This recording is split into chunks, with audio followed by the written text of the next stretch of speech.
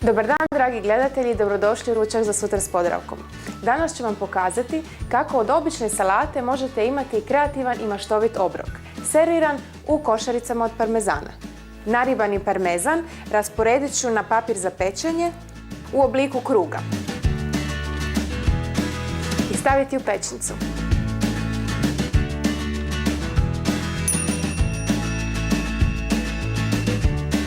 Od povrća odabrala sam čeri rajčice koje ću izrezati na sitno.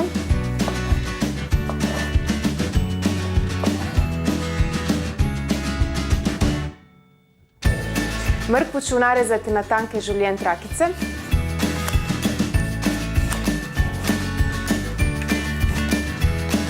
Na isti način narezat ću i krastavac.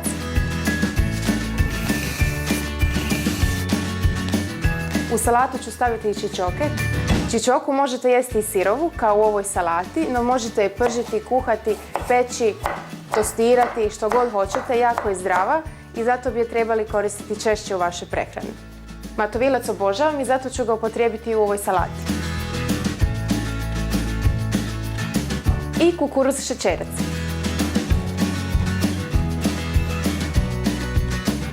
Uz ovu salatu izvrsno će pasati jedan lagani umak. Za to mi je potreban mileram, senf, korica i sok od jednog limuna,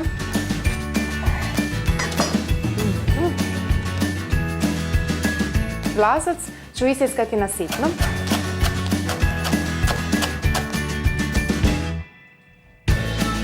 sada ide maslinovo ulje, papar i sol.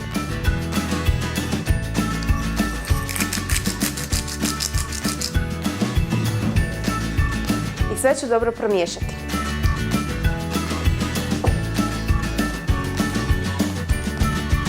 Jaja ću poširati, a za to mi je potrebno jedna staklena zdjelica i kipuća voda.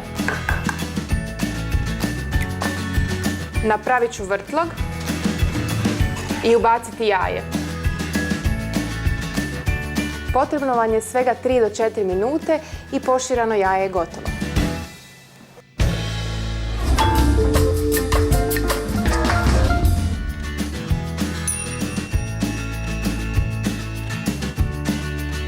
Sada mi je preostao najkreativniji dio, serviranje. Uzet ću jednu košaricu, staviti malo salate, na to malo umaka i jedno poširano jaje. Poširano jaje će biti ko malo iznenađenje unutra. Još salate, na to malo umaka. Evo ga, jedan tanjur pun iznenađenja. Ja se nadam da će vam se svidjeti, a mi se vidimo sljedeći ponedjeljak.